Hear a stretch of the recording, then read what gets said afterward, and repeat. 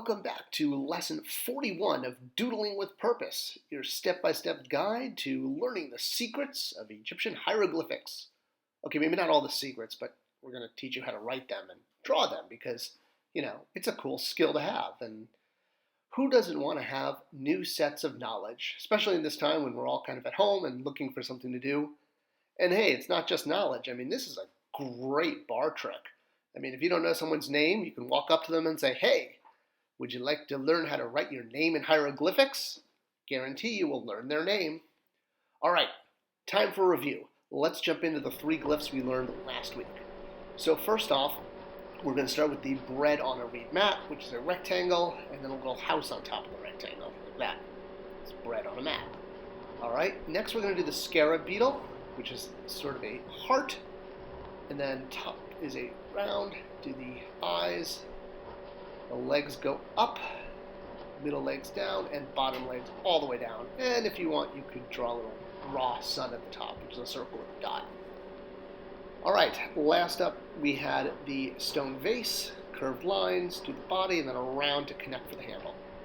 All right, that was last week's glyphs.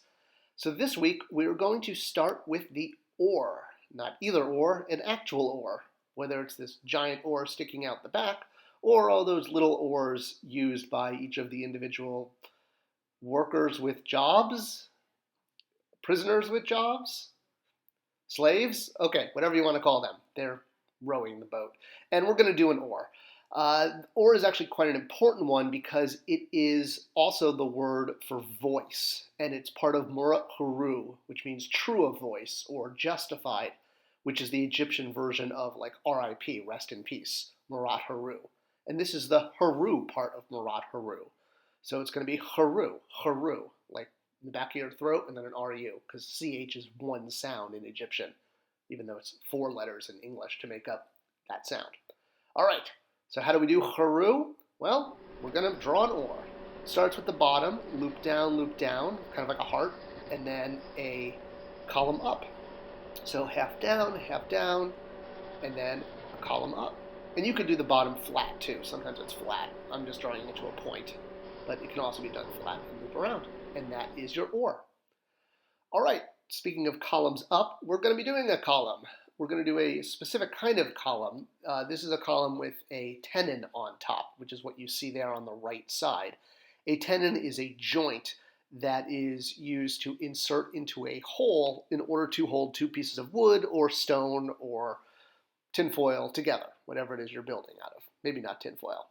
So we're going to be drawing a column with a tenon poking out on top, and the tenons are drawn differently. Sometimes they're lines, sometimes they're crosses, sometimes they're triangles or diamonds. I'm going to do the cross version here. So it looks sort of like that. This is just the stick version where you've got one line going up. Sometimes, again, you'll see it done as a cross. Other times, or a T, not a cross like a Christian cross, or again like a diamond. But there's always something sticking up because that's the tenon joint that is going to bond with the hole to hold the column in place. All right, and it's not too difficult to draw. It makes a sound Iwin, like I-W-N, Iwin, Iwin, Iwin. So another one of those lovely 3 consonant sounds as we continue our doodling with purpose. All right, so drawing the column with a tenon joint is like a V, 2 lines down, and then you're going to connect at the bottom, go up, and draw your T or your cross. So a V, diagonal lines down, getting wide at the bottom, connecting it, and a T or a cross. V, diagonal line down, getting wider, connecting it, and draw your cross or your T. And that is your column with a tenon joint. All right, finally this week, our last one is going to be a chisel, which obviously every hieroglyphic ever done, except for the ones on papyrus, I suppose, or jars. Okay, all the ones that are actually done on walls, there we go, that's a good way to put it, are done with a chisel. And an ancient chisel kind of looks, well, not kind of, this is an ancient chisel. So this is what it looks like. It's kind of like a bell shape with a big stick coming out of it. And this is what you would use to hit with. So here's a couple different versions of ancient chisels. This is the hammer part of the chisel. The chisel obviously had 2 pieces. And this is going to make the sound muh, munach, MNCH. All right, so we're going to start with our bell, and then we're just going to draw 2 loops down and connect. So start up and kind of draw a bell shape around the other side, and then 2 curved lines to connect. Once more, our bell goes up and around, leave it open, and then curve 1, curve 2, and that's your chisel. All right, we've done 3 more.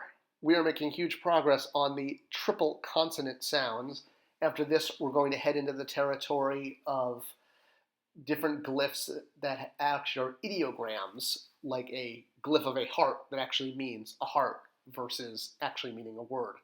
And whether you're using this channel to learn how to read hieroglyphics or draw hieroglyphics because you want to go to a museum or ancient Egypt and actually look at the stuff, or you just want to use it as a cool party game to pick up people at bars and say, hey, want to learn how to write your name in hieroglyphics? How about my name too? Either way, you're learning, and that's what's important.